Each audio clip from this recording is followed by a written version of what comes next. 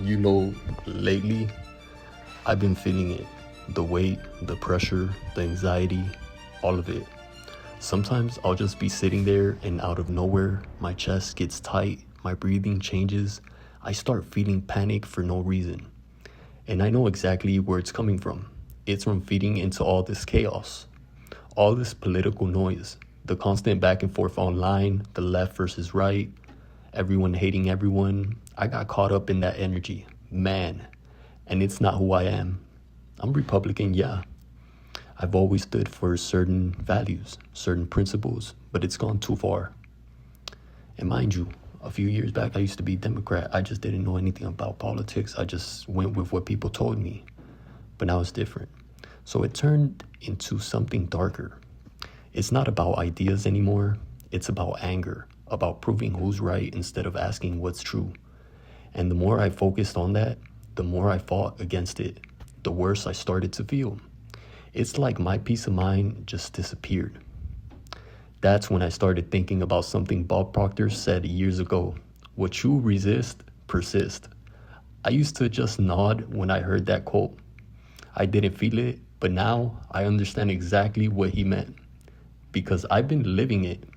The more I go against something, the more I fight it, post about it, argue about it, the more it starts living in me.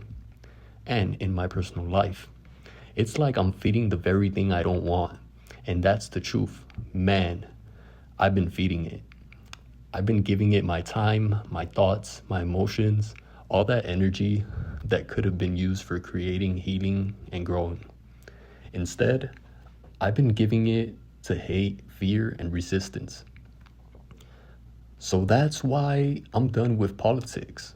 Not because I don't care, but because I care too much about my own peace, about my health, about protecting my mind. I don't want to keep resisting anymore. I want to start creating again. And that's what this next chapter is about, transitioning, moving from resistance to alignment, from noise to clarity, from fear to understanding. And if you're listening right now, maybe you feel the same way. Maybe you're tired of all the chaos too.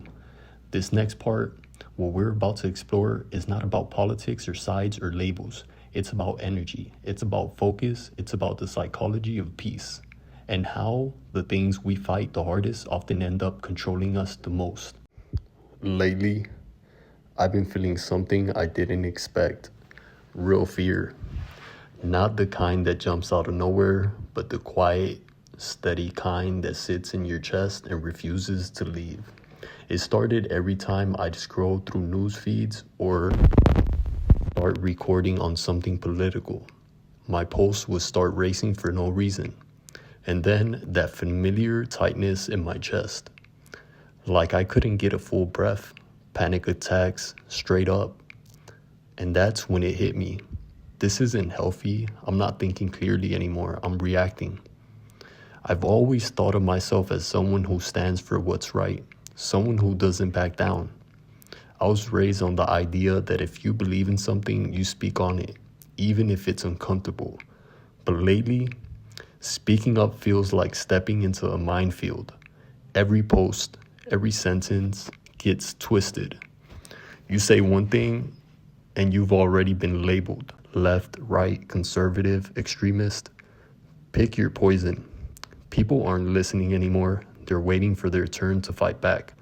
And that constant tension, that readiness for conflict, has a cost. I started noticing how much of my mind was consumed by the anger, the frustration, the urge to correct misinformation. I'd catch myself arguing with people online, people I didn't even know. Long after, I'd turn off the camera. That's when I remembered something Bob Proctor said years ago. What you resist, persist. At the time, it sounded like one of those nice motivational quotes you scroll past, but now it hits different. Because I've been living it. Every time I fought against what I hated, I was feeding it more attention. I was letting it live rent-free in my head. Psychologically, that's exactly how the brain works. Your attention doesn't understand positive or negative. It just understands focus. When you fixate on something, whether it's anger at a political party, fear of what might happen, or frustration with how divided people are, your brain treats that as important information. It builds neural pathways around it. It strengthens that association, so instead of dissolving what I opposed, I was reinforcing it. That's when I realized how deep this cycle goes. It's not just politics, it's everything. Anytime we obsessively push against something, we merge with it emotionally. We start speaking its language, mimicking its energy, becoming its mirror. That's the trap. It's why political debates never end. Everyone's feeding the same fire from opposite sides. For me, that realization was like a slap in the face. I saw how much mental space I've given away. I'd wake up tense before even opening my eyes. I'd check my phone first thing, notifications, comments, news, headlines, like I needed to prepare for battle. That's not normal living, that's survival mode. And when you live in survival mode too long, your body starts to collapse under the pressure. The anxiety attacks weren't random. They were messages from my body saying stop. So I started paying attention to that. What triggers this fear? Why do I feel unsafe even when I'm just expressing thoughts? And I realized it's not just fear of being attacked, it's fear of being misunderstood. When the environment becomes this polarized, everyone's watching each other through the lens of suspicion. It doesn't matter how genuine your intentions are, someone will twist them. And once you've experienced that kind of public tension, even once, your nervous system remembers. You stay on guard, you stop thinking freely. That's why I decided to step back completely. Not because I stopped caring, but because I care too much about myself. Because I want my peace back. I want my mind to breathe again. And I know that won't happen if I keep diving into the same toxic loops expecting different results. Now, stepping back doesn't mean silence. It means redirection. It means studying the pattern instead of fighting the pattern. I started looking into the psychology of resistance, why we get hooked on what we hate. There's a concept called selective attention. It's basically your brain filter system. Whatever you emotionally tag as important, your brain starts scanning the world for it automatically. So if you constantly tag something as dangerous, wrong, or corrupt, your mind will find it everywhere. You'll start seeing enemies where there aren't any. You'll start interpreting neutral things as threats. And soon, your worldview becomes the long chain of confirmation. That's exactly what Bob Proctor meant by what you resist, persist. Because when you resist something, you don't reject it, you adopt it as your main focus. You make it the center of your attention. Attention is the currency of reality. What you focus on expands. I realized that's why I couldn't escape the anxiety. I was trying to fix my discomfort by diving deeper into the source of it, arguing, analyzing, trying to prove points. But the truth is, you can't think your way out of emotional chaos. You have to step outside it. You have to stop feeding it with energy. So lately, that's been my practice. Every time I catch myself scrolling through something that triggers that tight feeling in my chest, I stop. I take a breath. I ask, does this deserve my focus or my attention right now? Most of the time, the answer is no. The world will keep spinning without my outrage. My nervous system, on the other hand, can't afford another collapse. And that's the hardest truth to face. That maybe the most powerful stance you can take is not resistance, but detachment. Not indifference, but emotional independence. When you stop letting external chaos dictate your internal state, you start regaining control. It doesn't mean you ignore injustice or stop caring about the world. It means you stop being consumed by it. That's what this next phase of my life is about. I'm not abandoning truth, I'm rebuilding clarity. I want to understand what's happening inside the mind when it gets trapped in cycles of fear and reaction. I want to learn how attention, emotion, and belief shape perception, and how to reverse the damage. Because at the end of the day, politics, media, culture, wars, they're just mirrors reflecting what's already unresolved inside people. The real battle is internal. And maybe that's what Bob Proctor was trying to say all along. You can't fight darkness by hating it. You have to understand how you're feeding it. You become what you focus on. And for a long time, I was focusing on chaos. Now I'm choosing something else, something that builds instead of breaks. And nobody stated it better than Dr. Martin Luther King. He stated, "You don't fight darkness with darkness. You fight it with light." When I started realizing how much politics was eating me alive mentally, I didn't just want to take a break. I wanted to understand why it was happening, why I could scroll for hours knowing I'd end up anxious, angry, or drained, but still keep scrolling. Why I'd say I wanted peace, but I go straight back to the noise. That's the kind of self-contradiction that makes you feel like your brain's working against you. And to be honest, it kind of is. The human mind isn't designed for this level of exposure. It's built for survival, not for constant argument, not for headlines, not for digital outrage. When you're confronted with threats, whether real or perceived, your amygdala, the fear center of your brain, activates. It releases adrenaline, cortisol, prepares you to fight, flee, or freeze. And in the world we live in now, that fear response doesn't come from lions or tigers or dinosaurs. It comes from words on a screen, comments, opinions, conflict. That's the wild part. You can be sitting safely at home, no one around you, and still feel like you're in a battlefield because your nervous system doesn't know the difference between a physical threat and a psychological one. It reacts the same.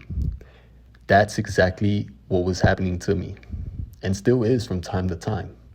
Every time I scroll through political videos or news clips, my body would tense. My breathing would shorten. My brain would light up like there was danger nearby. It wasn't rational fear. It was conditioned fear. I wasn't just reading about conflict. I'm reliving it emotionally again and again. And here's where it gets deeper. The more you engage with something that upsets or offends you, the more your brain learns to seek it out. That's called reinforcement learning. It's how habits form. The brain runs on patterns, not morals. So if you feed it outrage, it'll start craving outrage. It releases like bursts of dopamine every time you encounter a new piece of proof for whatever side you're on. It's like an addiction to being right, or an addiction to defending what you believe is right.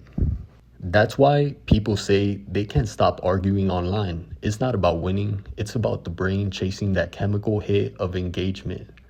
Every angry reply, every confirmation that the other side is crazy reinforces that identity loop. And before you know it, your mind isn't working to understand anymore. It's working to protect its version of truth. I started noticing how that energy felt in my body. That edge, that tension, that readiness to react. It's subtle. But once you see it, you can't unsee it. It's in the jaw clenching, in the shallow breath, in the way you can't fully relax when nothing's happening. That's your nervous system stuck in on mode. That's your nervous system stuck in on mode, a constant low-grade alert. And if that goes on long enough, it becomes anxiety. Chronic anxiety isn't just emotional, it's psychological. Your body forgets what calm feels like. The baseline changes. You stop realizing you're in flight or fight mode because it becomes your normal. That's what happened to me. I convinced myself I was just passionate, when in reality, I'm addicted to resistance. I'm not living, I'm reacting. And that realization hits hard because once you understand how this works, you start seeing it everywhere. You see how people feed the very systems they say they hate. You see how entire movements become mirror images of what they oppose. It's the same psychology that drives cancel culture on both sides, or outrage cycles that never end. It's all the same pattern of resistance feeding persistence.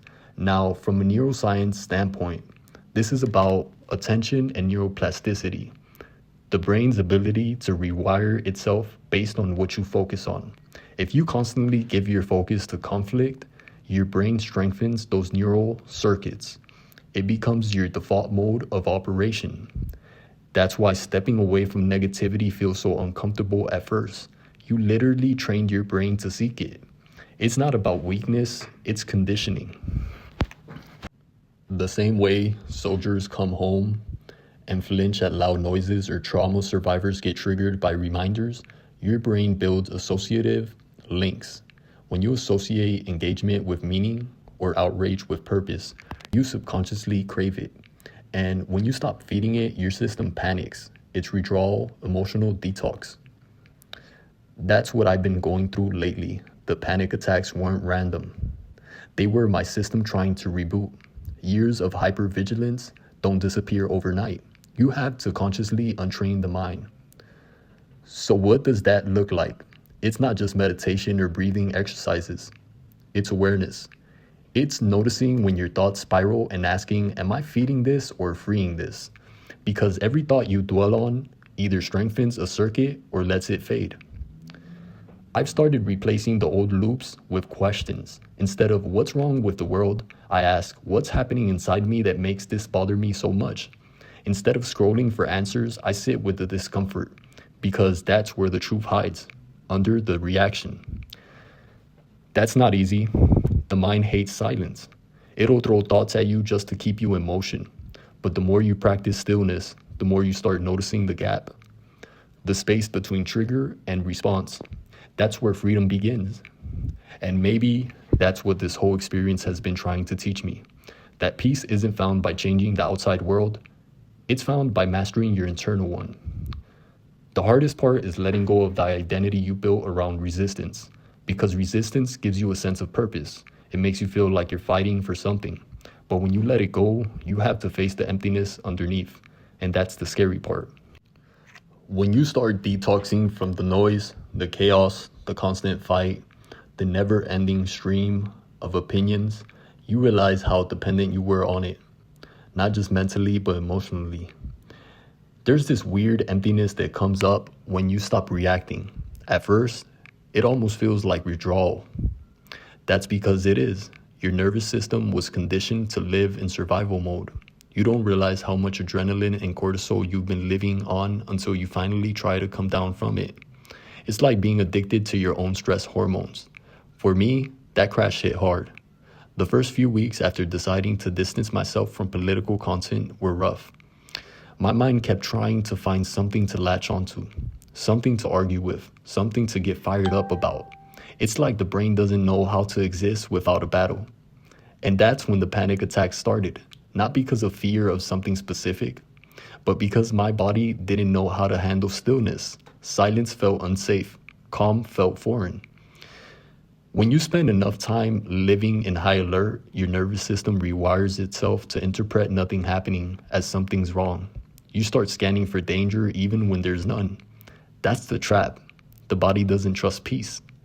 It's wild to think that you can actually fear peace, but that's exactly what trauma does. It makes chaos feel normal. It makes calm feel suspicious. So I had to retrain my system, and I'm still in the process, not through theory or philosophy, but through practice. The first step was simple, noticing. Just noticing when my thoughts started spiraling, catching myself before the emotional storm hit.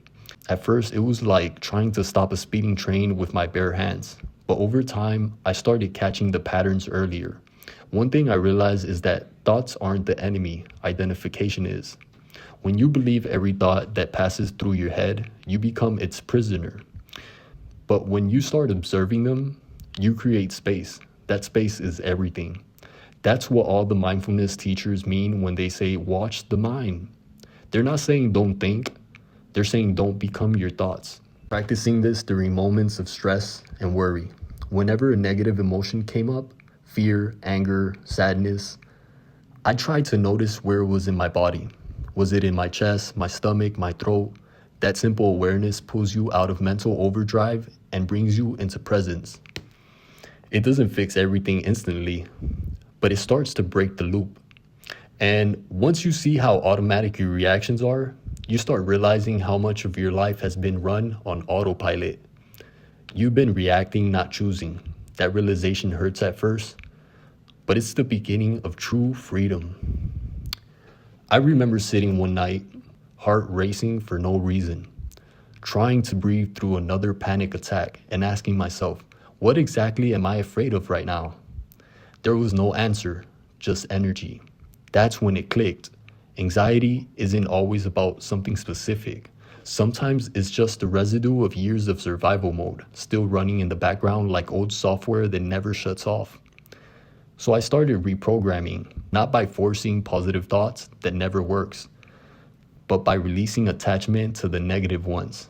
Every time a thought came that said, you should be doing more, or you're falling behind, or you're losing relevance, I just breathe and let it pass. No argument, no resistance. When you argue with a thought, you're still feeding it. You're still identifying with it. But when you observe it and let it dissolve, you starve it.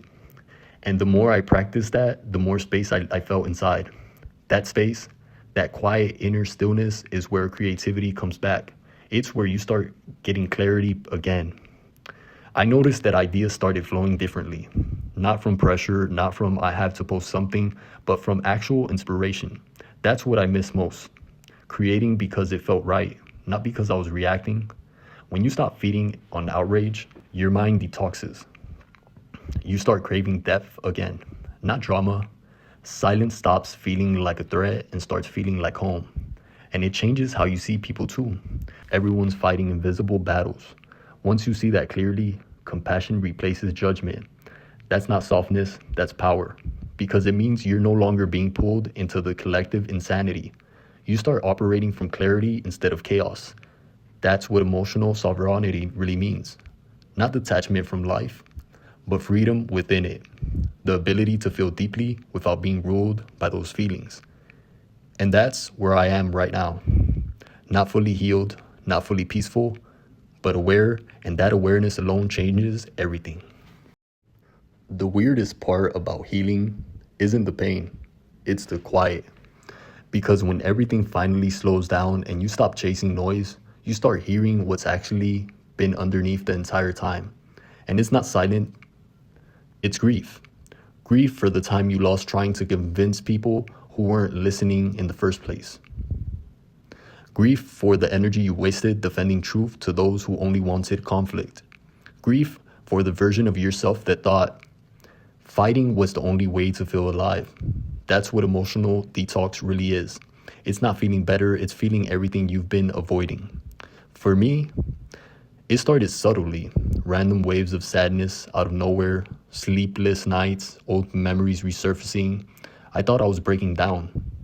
But really, I was just finally processing everything I never gave myself time to feel. Because when you're constantly reacting, you don't feel, you escape. When your adrenaline is running nonstop, your emotions get buried under survival. So the moment your nervous system starts calming, everything is suppressed, starts coming up. It's like the mind saying, okay, now that you're safe, let's clean this mess up. And that's exactly what it feels like, a deep cleanup, a purge. All the anger, fear, frustration, it comes up in layers. Sometimes it hits out of nowhere. You'll be sitting in peace and suddenly feel a wave of sadness, and your mind can't explain it. But that's healing. It's your system releasing the backlog. That's why most people never heal, because they mistake release for relapse. The moment emotions resurface, they panic and suppress them again. They think they're going backwards, but in truth, that's the moment they're finally moving forward.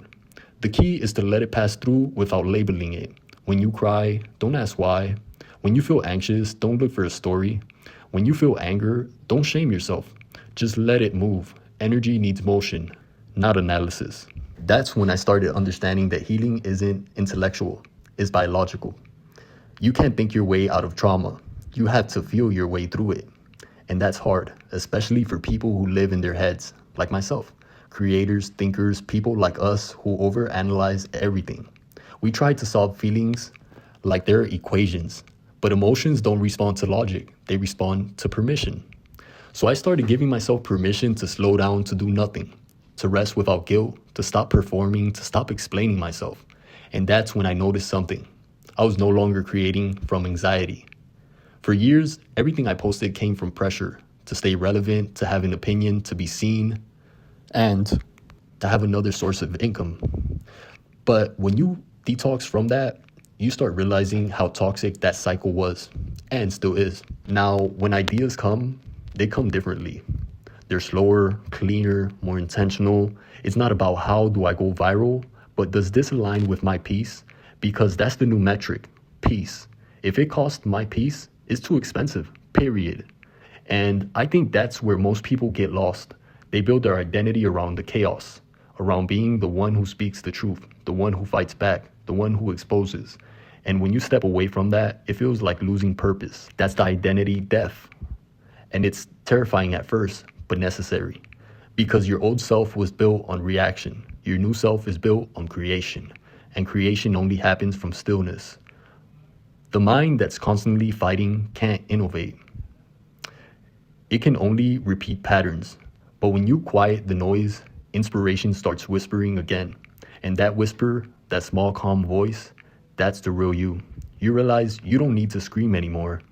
You don't need to prove anything. You don't even need to be right. You just need to be present. And from that presence, the kind of content you create changes. The conversations you have change. Even the people you attract change. Because energy doesn't lie. When you speak from peace, people feel it. When you create from integrity, it lasts. I've learned that silence doesn't mean weakness. It means alignment. You can stand firm without shouting. You can lead without fighting. You can influence without ego. That's where true power lives, not in control, but in calm. And I'm learning to live there now, one breath at a time. When the dust finally settles, the silence can feel endless. For years, every day carried a surge of urgency. Breaking news, new posts, new battles to fight. When that curtain stops, the body still expects another hit of adrenaline. You reach for your phone out of habit. You think about replying to a comment that doesn't exist. It's not weakness, it's withdrawal. Most people never talk about this phase because it doesn't look heroic. It's slow, sometimes dual, and full of doubt. But this is where a real life starts to take shape again. Learning to work from calm. The hardest part is relearning how to act without panic. When the nervous system has lived in fight or flight mode for too long, peace feels suspicious. You might catch yourself thinking, if I'm not struggling, am I doing enough? That thought is a leftover pattern. It means the body still equates stress with purpose. To retrain it, start working from rhythm instead of rush. Short, focused burst. Create for 30 minutes, then step away. Let your brain rest before you push again. Check the motive. Each time you post or plan, ask, am I doing this to share or to prove? If it's to prove, pause. Re-anchor to the body. Breath work, stretching, even walking outside resets the feedback loop that connects thought to tension. Over time, this teaches the nervous system that productivity can coexist with ease. Redefining purpose. For a while, I thought purpose meant saving the world. Now I see it's about staying whole while serving. Purpose isn't a brand, it's a direction. It shifts as you grow. Some seasons, it looks like building. Others, it looks like learning or resting. The constant is integrity. Doing what aligns with your values even when no one is watching. When you remove the noise, the real motives show up. Maybe you want to create things that help people think clearly. Maybe you want to design systems that protect privacy. Maybe you just want to live peacefully and let that peace ripple outward. All of those are valid. None require a stage. Now let's move forward to the science of sustainable drive. Motivation that burns bright but brief usually comes from external reward. Likes, followers, outrage. Motivation, the kind that lasts, comes from autonomy, mastery, and purpose. Neuroscience calls this the self-determination theory. When you feel in control of your choices, get better at what matters to you, and know why you're doing it, dopamine turns into focus instead of addiction. That's the chemistry of calm productivity. You stop chasing spikes and start building flow. Now let's move on to building systems that protect peace. Structure is freedom. Without it, chaos sneaks back in. It's weird when you finally stop talking about certain things, especially the stuff that used to get your blood boiling. There's this emptiness that follows. It's like the world suddenly goes quiet, too quiet. and your mind doesn't know what to do with that silence. So long, I was living off of that constant rush. The debates, the frustration, the fire, even though I hated it, part of me got addicted. Every argument, every post, every comment, it was like I was feeding off of adrenaline without realizing it. Now, when I sit in peace, my body still expects chaos. It's like I'll be scrolling or editing something simple and suddenly my heart will start racing. Panic attacks out of nowhere, and it hits me. This isn't coming from now. It's leftover energy from all that mental war I've been fighting for years. I don't want to live that way anymore. It's like my nervous system doesn't trust calm yet. Every time I try to just be still, some part of me thinks I'm falling behind. Like if I'm not constantly reacting, I'm not doing enough. But that's a lie. That's the conditioning, years of noise convincing me that being still is weakness. So now I'm teaching myself how to move different. Not from stress, not from fear, just from rhythm. I'm trying to find what real peace feels like again. Not everything has to get my attention. And not everything has to be make a point, defend, or prove. I've done enough of that.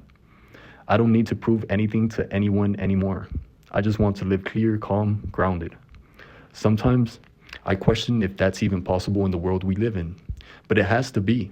Because if I don't learn to find that peace for myself, then all I'm doing is recycling the same chaos I claim to be escaping. I've started catching myself whenever I feel that tension build up. I breathe. I literally tell myself, you're safe, calm down. And it sounds simple, but it's helping. I'm realizing purpose doesn't have to mean changing the world anymore. It's not about getting a message across or making noise. It's about not losing myself in the process.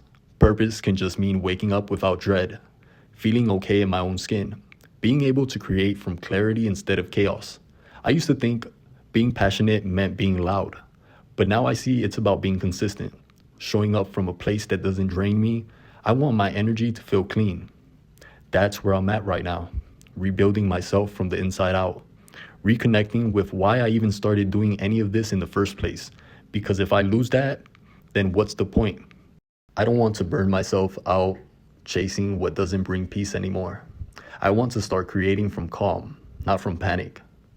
And I think that's the real challenge, learning to work from peace when chaos used to be the fuel.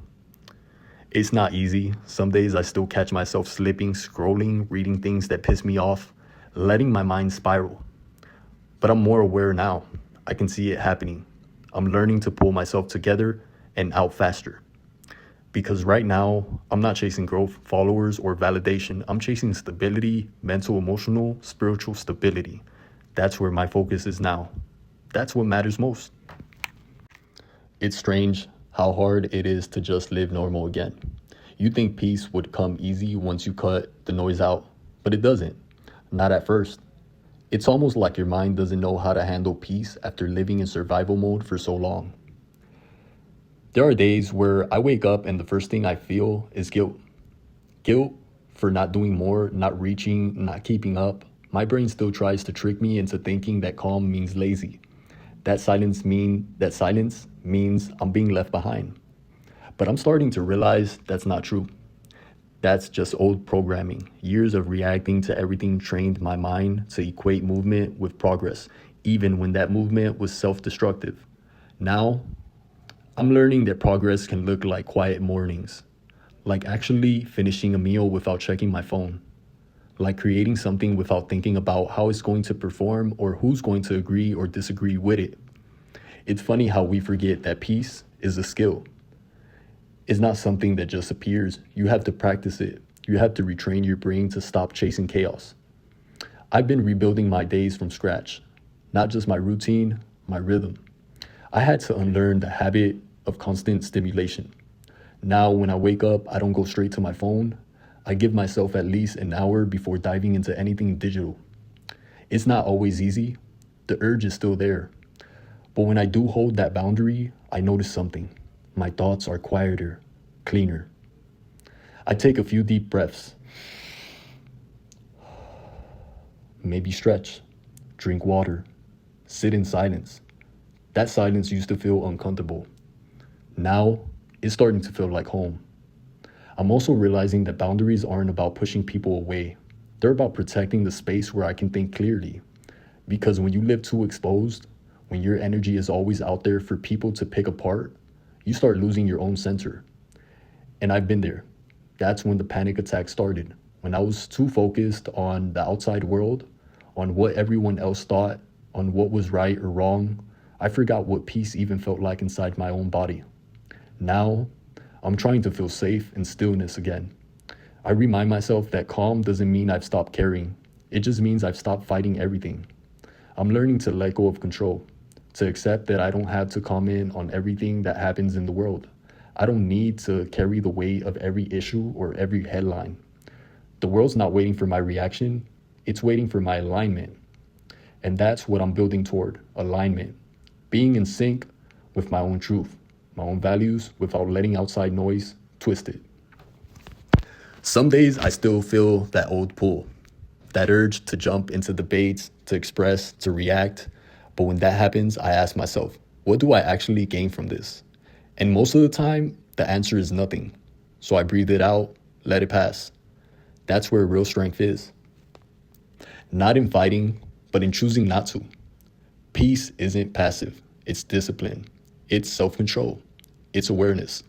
And slowly, I'm starting to feel like I'm finally building a life around that awareness instead of the noise. It's not perfect. I still slip up, but I'm not where I was, and that's enough. Right now, my goal isn't to become some flawless version of myself. It's just to be present, aware, grounded, balanced. Every day that I choose calm over chaos, I'm getting closer to that. It's wild how your body can be addicted to chaos without you even realizing it. I used to think I was just staying informed, staying engaged, staying real. But now that I've stepped back, I can feel it. How deep that addiction ran. Every argument, every headline, every comment section. It wasn't about the topic anymore. It was about the feeling, the hit of adrenaline, that rush of, I need to say something. I need to defend this. It felt like purpose. But really, it was exhaustion disguised as meaning. And now that I've disconnected, there's this emptiness I didn't expect. It's like my brain still craves the noise. Like it's searching for that next argument, that next wave of emotion to ride. That's when I realized something. Peace isn't just a decision, it's detox. You have to detox from the need to be right, from the need to respond, from the constant flood of opinions that keep your nervous system on high alert. And detox hurts. It feels like withdrawal, because in a way, it is. There were nights where I couldn't sleep. Not because of anything happening, but because nothing was happening. My brain didn't know what to do with quiet. I start feeling that tightness in my chest again, that anxiety rising up, like I was missing something. But I wasn't missing anything. I'm just feeling what silence actually feels like for the first time in years. And here's the truth no one talks about. Silence can be terrifying when you've lived your whole life in chaos. It's not peaceful right away. It's loud. It's like your mind starts echoing everything you've avoided dealing with. Every thought, every doubt, every insecurity. But that's the process. That's how you rewire yourself. You face the noise inside instead of chasing it outside. I've started noticing little shifts. Moments where I actually feel peace, not just talk about it. Like when I go for a walk with no music, no phone, and I can actually hear the sound of my own breath. When I notice the colors in the sky instead of scrolling past them. It sounds small, but that's how healing starts. Not with a big moment, but 1,000 small quiet ones. Your body learns safety again. Your mind learns stillness again. And your spirit starts to trust that it's okay to rest. I think that's what I was really chasing this whole time. Not attention, not debate, not validation, just safety. Safety within myself. I'm not fully there yet. I still have days where the anxiety hits hard, where I feel like I should be doing more, saying more, being more, but I'm learning to breathe through it. Now, when I feel that panic building, I don't try to push it away. I just let it move through me, because that's what emotions do. They move. They're not meant to be trapped or argued with. And I think that's the biggest difference now. I'm not fighting my own emotions anymore. I'm learning to listen to them without letting them control me. It's uncomfortable, it's messy, but it's real. And it's the most peaceful kind of real I've ever known. When the noise finally fades, the strangest thing happens. You start hearing yourself again. But at first, you don't even recognize your own voice. You spent so long reacting, defending, explaining, proving, that when all that's gone, you're just left with silence and a question. What now? That question used to scare me, because when you've lived in a fight or flight mode for years, what now feels like an empty room. But it's not empty, it's space to finally rebuild. I started realizing that purpose doesn't have to be loud. It doesn't have to be public or political or even visible. Sometimes purpose is quiet. It's in the little choices that build your peace instead of destroy it. For me, it starts with the basics. Eating better, sleeping enough, stretching in the morning, writing instead of scrolling. Nothing dramatic, but everything intentional. And in that simplicity, something powerful started happening. I began to feel connected again. Not to an audience, not to an ideology, but to myself. That's when I understood what Bob Proctor really meant when he talked about the vibration and attraction. It wasn't about manifesting material things. It was about frequency. Your thoughts, your emotion, your focus, they're all signals. And when you keep your signal tuned to fear, anger, or resentment, you keep attracting situations that match it. But when you shift that frequency toward calm, gratitude, or clarity, your outer world starts mirroring that too. It's not magic, it's psychology and energy intertwined. And when I stopped fighting everything I hated, I finally made space for what I really love. That's the crazy part. It wasn't that the world got better, it's that I stopped feeding the worst parts of it with my attention. Now, purpose isn't something I chase, it's something I build every day. It's in creating from a place of peace instead of panic, in expressing what's true to me, not what's trending, and protecting my energy like it's sacred, because it is. I think that's what alignment really means. It's not perfection, it's not positivity 24/7. It's the simple act of not betraying yourself for attention, validations, or the opinions of others. And once I stopped betraying myself, I started to feel something I hadn't felt in years: clarity. That clarity doesn't come from winning arguments. It comes from losing the need to have one. It comes from realizing that not everything needs your attention or your reaction. That silence is not weakness, it's power. And the more I protect that peace, the more creative I get. It's like my energy finally has room to build instead of battle. I used to think stepping away from politics, debates, or chaos meant giving up my voice. But now I see it's how I found it. Because my real voice was never meant to fight noise. It was meant to create meaning. That's the direction I'm taking now. Less reaction, more creation. Less panic, more purpose. And maybe that's what growing up really means. Realizing that peace isn't found, it's built. Brick by brick, layer by layer, breath by breath. Until one day, you wake up and realize you don't need that noise anymore. You become your own calm. One thing I've come to realize, everything is energy. Not in a new age cliche sense, but in a deeply practical, measurable way. Your emotions, your thoughts, your words, your reactions, they all carry weight. They all pull from the same source, you. And most of us spend our lives leaking energy. We leak it through constant overthinking, through endless scrolling and comparing, through arguments that go nowhere, through giving attention to people and problems that don't deserve your attention in the first place. It's like running a marathon every day without realizing you're sprinting in circles. That's what I was doing. Mentally, emotionally, spiritually exhausted. But thinking that exhaustion meant I was in the fight, that I was standing up for something, when really I was just draining myself for systems, people, and conversations that weren't feeding me, only feeding off of me. The truth hits hard. Energy is the real currency. Time is valuable, yes, but time without energy is useless. You can have 24 hours in a day, but if your mind is foggy and your emotions are shot, those hours are wasted. That's when I started studying what Bob Proctor meant when he said energy flows where attention goes. He wasn't exaggerating, that's physics and neuroscience combined. Your brain literally rewires itself around what you focus on. Every thought pattern you repeat strengthens a neural pathway. That's how beliefs become biology, and if you keep focusing on stress, negativity, outrage, your brain becomes addicted to that frequency. It's not just metaphor, it's chemical, cortisol, adrenaline, dopamine. They form loops. When you argue online or doom scroll politics, your brain's reward system activates. Not because you're right, but because you're emotionally charged. It feels like purpose, but it's just stimulation.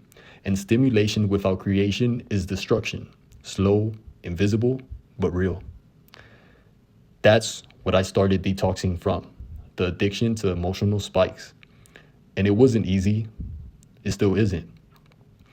At first, peace feels boring. Stillness feels like something's wrong because the nervous system is used to chaos. But after a while, that quiet starts to feel powerful. You realize that being calm doesn't mean you're disconnected. It means you're finally connected to something real, yourself. So I began to treat my energy like a budget. Every thought, every scroll, every conversation, a transaction. And I'd ask myself, is this draining me or building me? If it drained me, I stopped paying for it with my peace. And I'm not saying I got it all figured out. I still catch myself slipping into old loops, like I said before, reacting to nonsense, giving my energy to ghosts. But awareness changes everything. Now, instead of feeding what I hate, I feed what heals.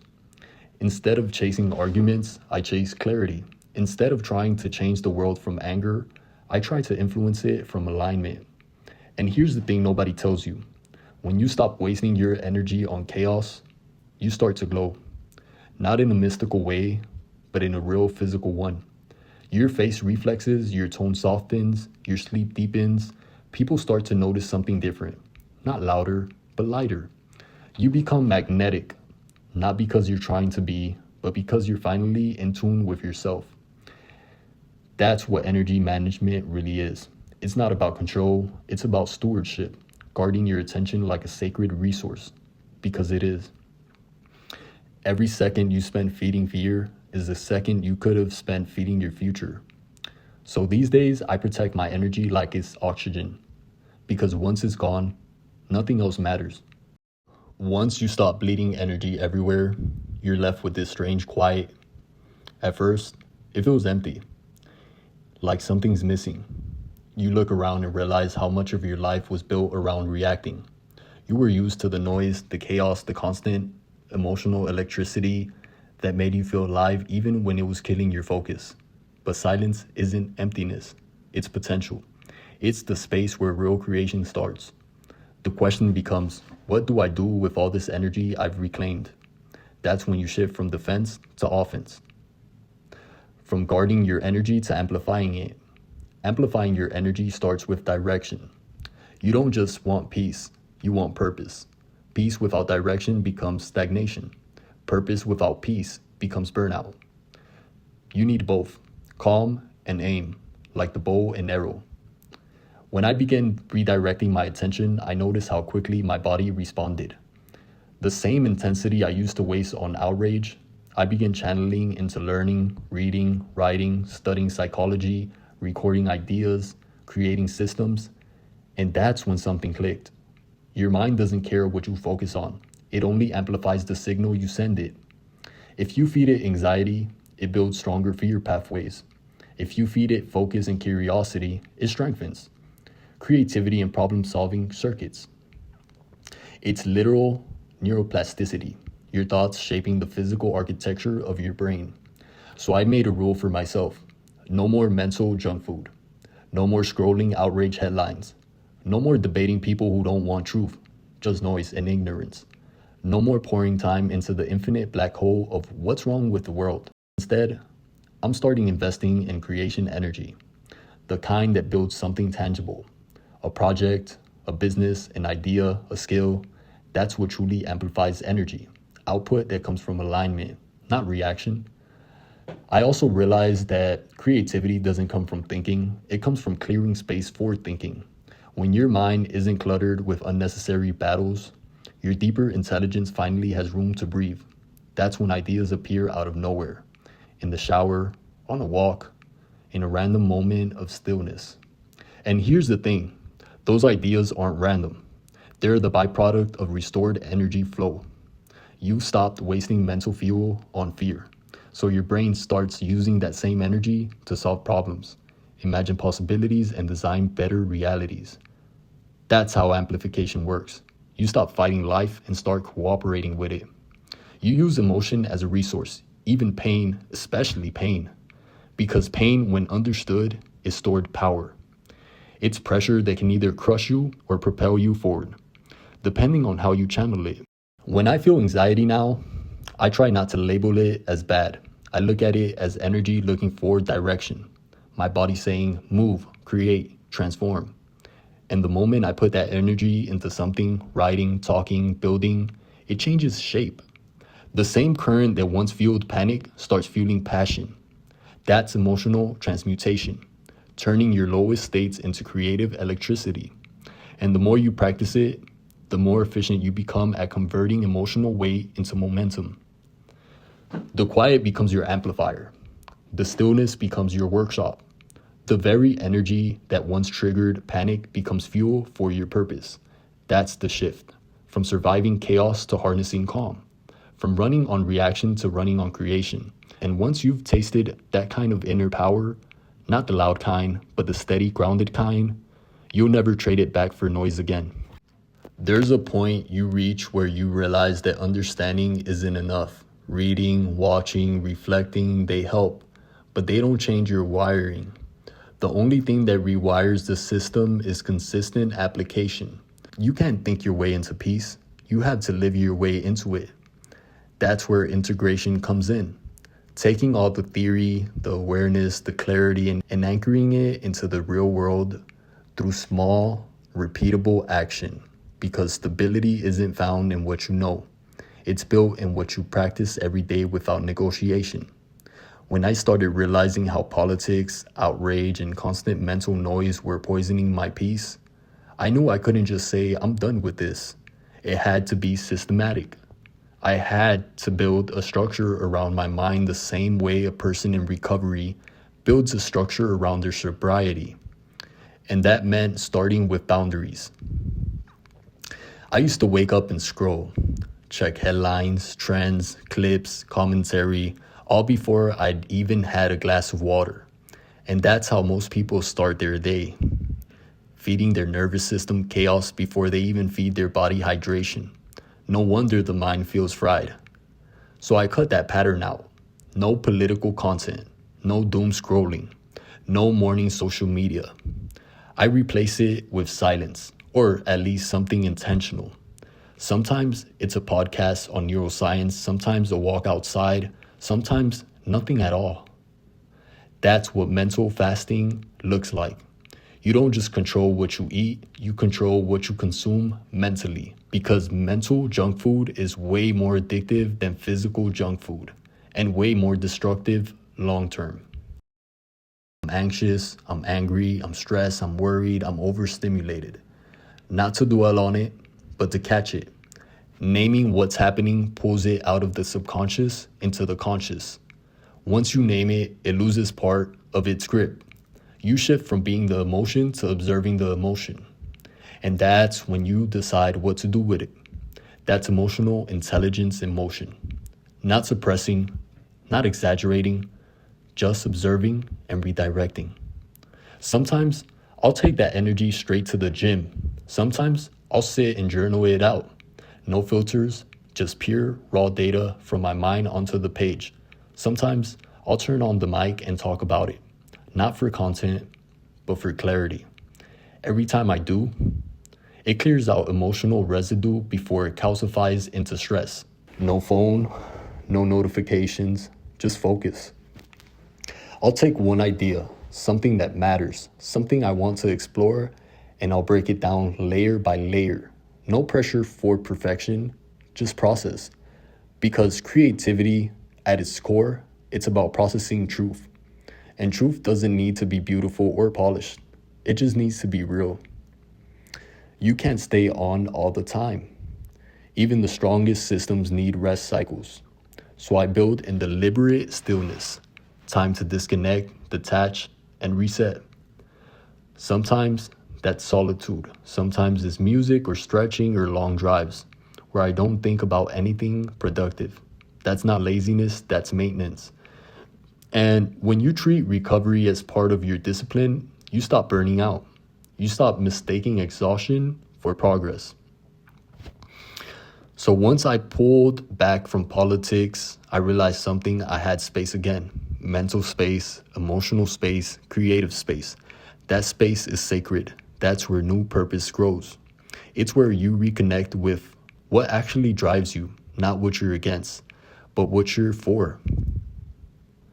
And the irony is, once you stop trying to change the world through anger, you start influencing it through presence.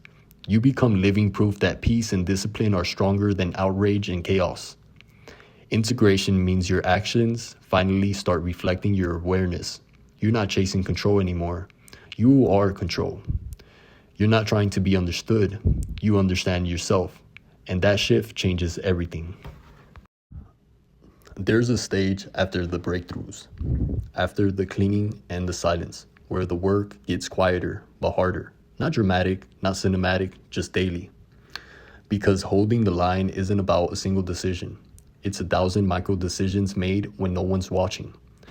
It's how you treat your focus when you're tired. It's what you feed your mind when you're bored. It's the tone of the voice inside your head on the days when nothing's working. That's where long-term transformation really lives. Change fades fast without structure, so I built a maintenance loop. It sounds simple, but consistency turns those tiny acts into a stabilizing rhythm. When I fall out of it, I can feel it immediately. Anxiety rises, thoughts scatter, the world gets loud again. Panic used to ambush me. Now, I treat it like a signal, not an enemy. Heart racing? Fine. That's my body warning me that I'm overloaded. Instead of fighting it, I breathe deeper, slow the exhale, and remind myself, this will pass. Each time I write it out, the brain rewires a little more trust into the system. That's how you desensitize fear. Exposure through calm repetition, not suppression. Peace isn't the absence of conflict. It's controlled access to your attention. So I guard mine like property. Before I measured success in numbers, views, clicks, arguments won, now I measure it in clarity. Did I think clearly today? Did I act from alignment or reaction? If the answer is yes, that's a productive day. Because clarity compounds. The clearer you get, the less energy you waste on noise and nonsense. And clarity over time turns into power. The quiet kind that doesn't need to prove anything. Pulling back from politics or chaos doesn't mean disappearing. It means coming back on your own terms. Now, when I step into discussions or media, I do it with boundaries. One conversation at a time, one message, one purpose. If it drains me, I leave. If it builds me, I stay. That's self-respect disguised as minimalism. Purpose used to feel like a mission statement. One line, I had to figure it out. Now, it feels like a breathing system that adjusts as I grow. Right now, that purpose is stability, to be grounded enough that my presence calms any space I enter. Later, it might evolve into teaching, creating, or something else. But stability has to come first, or nothing else lasts. When doubt comes back, and it does come back, some mornings I still wake up restless, angry at the state of things, tempted to jump back into the noise. That's when I remind myself, you don't fix darkness by staring at it longer. You fix it by being a source of light, even a small imperfect one. So I go back to the basics. One breath, one choice, one action that aligns. That's all transformation is, constant realignment. The real challenge isn't finding peace. It's keeping it when the world starts demanding you again. Because peace isn't passive, it's maintained. It's not about escaping the storm. It's about building walls strong enough to stand in it without collapsing. This is where most people relapse. When things start going good, they think the work is done. But peace like strength, fades without maintenance. After slowing down for months, I started feeling the urge to move faster again. Post more, build more, chase results. That's the test. Because the mind starts whispering, you're falling behind, you're wasting time, and if you listen to that long enough, you'll run straight back into the same exhaustion that broke you in the first place. So I built a rule: never accelerate faster than your nervous system can handle. If anxiety spikes, slow down. If clarity drops, pause. If joy disappears, stop entirely until it returns. That's how you scale peace sustainably, by matching growth to internal stability. The discipline of saying no. Saying no used to feel like losing opportunities. Now it feels like protecting sacred ground. Every no to distraction is a yes to direction. Every boundary you hold is the declaration that your energy is worth managing. So I started practicing micro boundaries. No notifications after 9 p.m. No political talk before meditation, or in general. No explaining myself to people committed to misunderstanding me and spreading false information. And it's crazy how much mental clarity those small refusals create. Protecting the inner signal. When life gets loud, your intuition gets quiet. The inner voice, the one that knows when to rest, when to move, when to trust, gets drowned out by algorithms, alerts, and opinions. So sustainability means learning to tune back into that inner signal before making big moves. I ask 3 questions before acting. The first, does this bring me peace or chaos? The second, am I doing this from inspiration or from fear? The third, will I respect myself tomorrow for doing this today? If it fails 2 out of 3, it's out. Stability doesn't mean nothing changes. It means you don't collapse when things do. It's the ability to adapt without losing your center. So I started visualizing my life like an ecosystem, not a structure made of rules, but a garden made of habits. Some habits are trees, non-negotiables like meditation, journaling, hydration. Some are flowers, creative rituals, morning walks, learning new skills, taking some courses. Some are weeds, doom scrolling, arguing, comparing. Sustainability means tending the garden daily, not letting weeds overtake the soil again. Loneliness versus solitude. There's a difference between being alone and feeling empty. I used to chase noise because silence made me feel like I was disappearing. Now I've learned that solitude is connection without distraction. It's where I hear myself clearly. When I'm alone now, I write, I breathe, observe, no agenda, no rush, just presence in the right now. And in that stillness, I always find guidance waiting, quiet but certain. The emotional immune system. Your mind can build antibodies to chaos. Every time you calm yourself during panic, your nervous system learns safety. Every time you stay silent instead of reacting, your impulse control strengthens. Every time you walk away from negativity, your resilience grows. That's emotional immunity, built through repeated recovery. So when the next wave hits, you don't drown, you float. Now let's move on to living from alignment. Sustainability means choosing alignment over intensity, not chasing high ends, not chasing high highs, not fearing low lows, just staying centered. Because life will always oscillate. Peace isn't static, it breathes. The goal isn't to stay perfectly calm. It's to return to calm faster each time you fall out. That's growth, that's maturity, that's sustainability.